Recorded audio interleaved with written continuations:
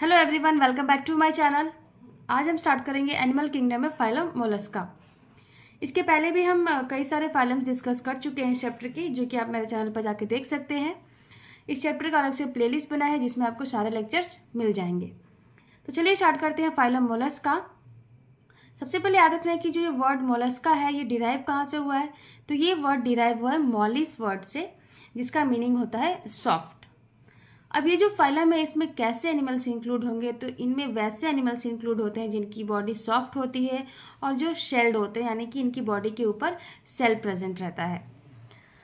ये animal kingdom का सबसे लार्जेस्ट फाइलम ऑर्थ्रोपोडा, जो कि हम डिस्कस कर चुके हैं, और ये जो मोलस्का है ये सेकेंड लार्जेस्ट फाइलम है एनिमल किंगडम का। अब हम कैरेक्टरिस्टिक्स देखेंगे एक एक करके। तो कैरेक्टरिस्टिक्स मोलस्का के क्या क्या है, तो सबसे पहला है हैबिट एंड हैबिटेट। तो हैबिट एंड हैबिटेट की अगर बात करें तो ये एक्वेटिक होते हैं। एक्वेटिक में ये मराइन और साथ ही साथ फ्रेश वाटर में पाए जाते हैं। इसके साथ साथ ये टेरेस्ट्रियल भी होते हैं। अब हम देखेंगे सिमेट्री। तो सिमेट्री की अगर बात करें तो ये बायलेटरली सिमेट्रिकल होते हैं, और कुछ ऐसे भी हैं जो कि असिमेट्रिकल हैं, जैसे कि स्नेल। तो स्नेल की बॉडी को हम किसी भी प्लेन से अगर कट करें तो वो इक्वल पार्ट्स में डिवाइड नहीं होगा, इसीलिए ये असिमेट्रिकल है। लेवल ऑफ ऑर्गेनाइजेशन की अगर बात करें तो ये इनमें क्या होता है, organ level system of organisation है। तो यहाँ पे याद रखना है कि organ system level of organisation है इनके पास। अब हम देखेंगे जर्म लेयर। तो जर्म लेयर की अगर बात करें तो इनमें ये होते हैं ट्रिप्लोब्लास्टिक एनिमल्स, यानी कि इनके बॉडी में तीनों जर्म लेयर्स प्रेजेंट होते हैं। सेलोम की अगर बात करें तो ये सेलोमेट एनिमल्स हैं। सेलोम इनकी बॉडी में पूरी तरीके से बना हुआ होता है। नेक्स्ट हम बात करते हैं बॉडी की। तो इनकी जो बॉडी है वो अनसेगमेंटेड होती है, यानी कि इनकी बॉडी में कोई भी सेगमेंट्स देखने को नहीं मिलेगा, लेकिन इनकी बॉडी क्या है, 3 पार्ट्स में डिवाइडेड होती है।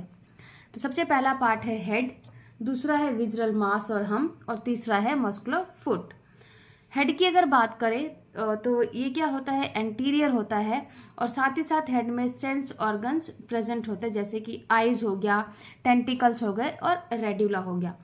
टेंटिकल्स क्या करते हैं, तो टेंटिकल्स इनको चीज़ों को सेंस करने में हेल्प करते हैं और साथ ही साथ फीडिंग करने में हेल्प करते हैं। रेडुला क्या करता है, माउथ में प्रेजेंट होता है, और ये रेडुला एक रास्पिंग ऑर्गन की तरह काम करता है, जिसके अंदर ट्रांसफर रो ऑफ टिथ होते हैं, और ये टिथ हेल्प करते हैं फूड को कट करने में, फूड को क्रश करने में। सेकेंड पार्ट की बात कर लेते हैं। तो सेकेंड पार्ट है विजरल मास और हम्प। तो विजरल हम्प क्या होता है, कवर्ड होता है एक spongy soft layer of skin से, जिसे कहा जाता है मेंटल और पैलेडियम। अब इस विजरल मास और मेंटल के बीच में एक स्पेस प्रेजेंट रहता है, जिस स्पेस को कहते हैं मेंटल कैविटी। मेंटल कैविटी के अंदर फेदर लाइक गिल्स प्रेजेंट होते हैं, और ये गिल्स हेल्प करते हैं रेस्पिरेशन एंड एक्सक्रीशन में।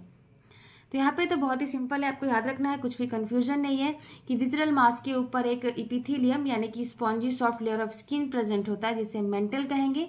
मेंटल और विजरल मास के बीच में स्पेस है, जिसे कहते हैं मेंटल कैविटी। उस मेंटल कैविटी में फेदर लाइक गिल्स प्रेजेंट होते हैं, जो हेल्प करता है रेस्पिरेशन और एक्सक्रीशन में। थर्ड पार्ट देख लेते हैं मस्कुलर फुट।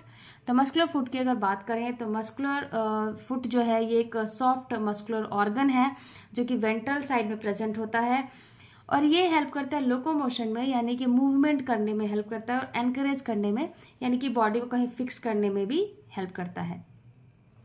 तो ये सारी चीज़ों को एक डायग्राम से देख लेते हैं, जिससे आपको चीज़ें क्लियर हो जाएंगी। तो यहाँ पे एक डायग्राम बनाया है मैंने, तो देखते हैं इनके सारे पार्ट्स क्या क्या हैं। सबसे पहले ये हो गया इनका हेड, दूसरा हो गया यहाँ पे ये विजरल मास, और ये है फुट, मस्कुलर फुट। हेड की तरफ देखिए तो यहाँ पे बहुत सारे पार्ट्स हैं, टेंटिकल्स प्रेजेंट है, आईज प्रेजेंट है, और ये माउथ प्रेजेंट है। इस माउथ में क्या है, रेडुला प्रेजेंट होता है, जिसके अंदर transverse row of teeth present है, और यही टिथ हेल्प करते हैं इनको फूड को कट करने में, फूड को क्रश करने में। ये हो गया इनका विजरल मास। तो विजरल मास के ऊपर, जैसे कि हमने पहले नोट्स में देखा था, कि विजरल मास के ऊपर क्या होता है कि इपिथेलियम प्रेजेंट होता है, यानी spongy soft layer of skin present है, जिसे कहेंगे मेंटल। इस विजरल मास और मेंटल के बीच में क्या है, स्पेस प्रेजेंट है, जिसे कहेंगे मेंटल कैविटी। मेंटल कैविटी के अंदर फेदर लाइक गिल्स प्रेजेंट है, और ये गिल्स हेल्प करते हैं रेस्पिरेशन एंड एक्सक्रीशन में। और ये है इनका कंप्लीट एलिमेंट्री कैनाल, जिसमें कि माउथ से स्टार्ट हो रहा है और ये लास्ट में एनस है। और यहाँ पे डाइजेस्टिव ग्लैंड्स प्रेजेंट है, स्टमक प्रेजेंट है और ये इंटेस्टाइन प्रेजेंट है। अब इनकी जो मेंटल कैविटी है उसके ऊपर क्या होता है, एक कैल्शियम कार्बोनेट का शेल बना होता है जिसे कैल्सेरियस सेल भी कहते हैं। तो ये इनका लास्ट में क्या होता है, एक कैल्शियम कार्बोनेट का इनकी बॉडी के ऊपर शेल प्रेजेंट होता है और ये इनकी बॉडी को प्रोटेक्ट करता है। तो यहाँ पे सारे पार्ट्स देख लिए, उम्मीद है आपको इनकी बॉडी के बारे में अच्छी तरीके से सब समझ में आ गया होगा। तो चलिए नेक्स्ट देखते हैं इनका कैरेक्टरिस्टिक्स क्या है। तो देखेंगे डाइजेस्टिव सिस्टम के बारे में। डाइजेस्टिव सिस्टम की अगर बात करें तो कंप्लीट डाइजेस्टिव ट्रैक होता है इनकी बॉडी में, यानी कि माउथ और एनस दोनों ही प्रेजेंट हैं, जैसे कि हमने डायग्राम में भी देखा है। इनकी जो बकल कैविटी है उसमें फाइल लाइक रेस्पिंग ऑर्गन, जिसके बारे में हम डिस्कस कर चुके हैं, जो कि रेड्यूला प्रेजेंट रहता है। रेड्यूला में क्या होता है, ट्रांसफर रो ऑफ टीथ होते हैं जो कि फूड को कट करने में और क्रश करने में हेल्प करते हैं। यहाँ पे याद रखना है कि जो इनका एनस है वो मेंटल कैविटी में ओपन होता है।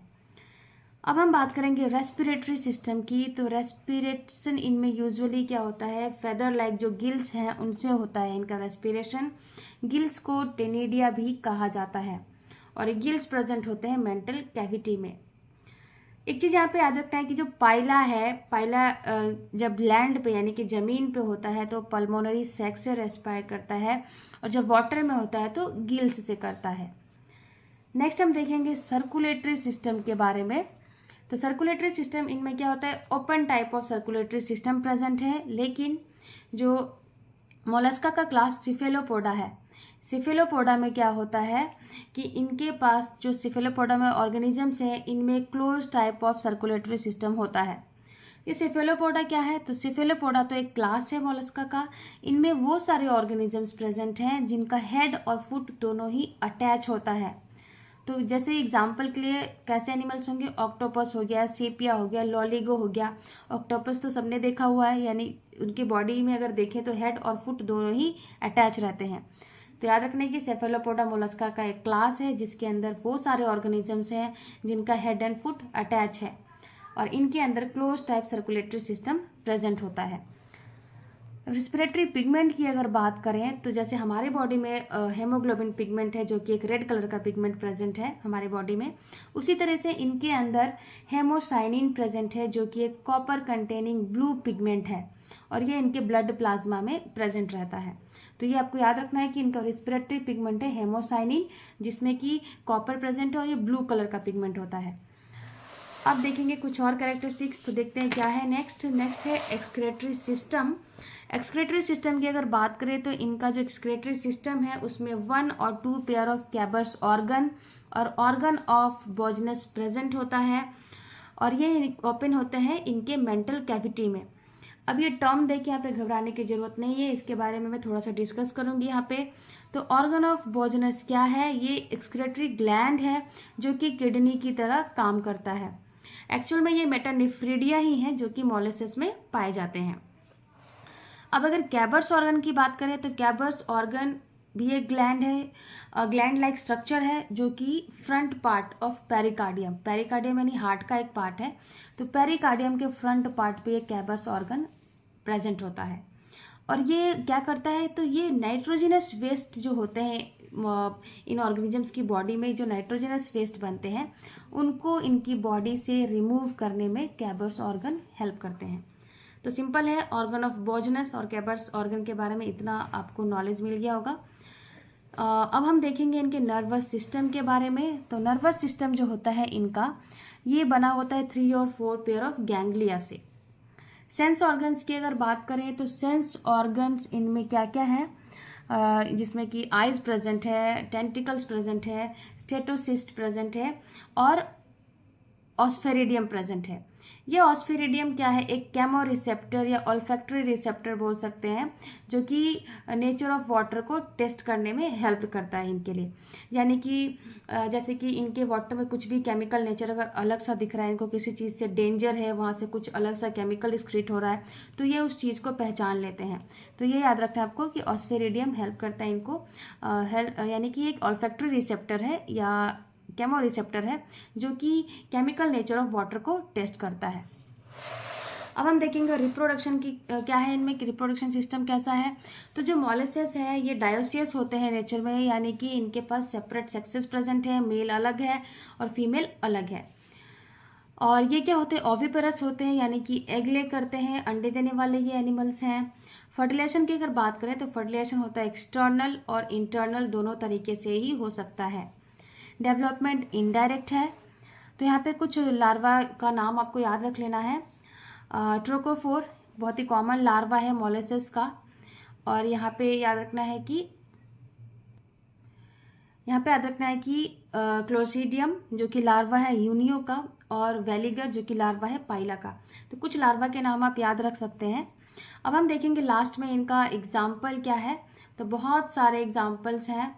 सबसे पहला याद रखना है कि आपको पाइला, और इनके कॉमन नेम भी आपको याद रख लेना है। कॉमन नेम भी एग्जाम में कई बार पूछा जाता है। पाइला जिसे कि एप्पल स्नेल कहते हैं, पिंक टाडा जिसे कि पर्ल ऑयस्टर कहा जाता है, sepia cuttle fish, Loligo squid, and octopus हो गया जिसे कि डेविल फिश कहते हैं, एप्लाइसिया जिसे कि सी हेयर कहते हैं, एंड डेंटलियम जिसे कि टस्क शेल कॉमनली कहा जाता है। तो ये आपको इनका जो एग्जाम्पल है उसमें नाम याद रखना है, साथ ही साथ इनका कॉमन नेम क्या है वो भी याद रखना है। तो उम्मीद है आज का जो लेक्चर मैंने सारे जो कैरेक्टरिस्टिक डिस्कस किए आपको अच्छी तरीके से समझ में आया होगा। और नेक्स्ट लेक्चर में हम फिर नेक्स्ट फाइलम के साथ मिलेंगे।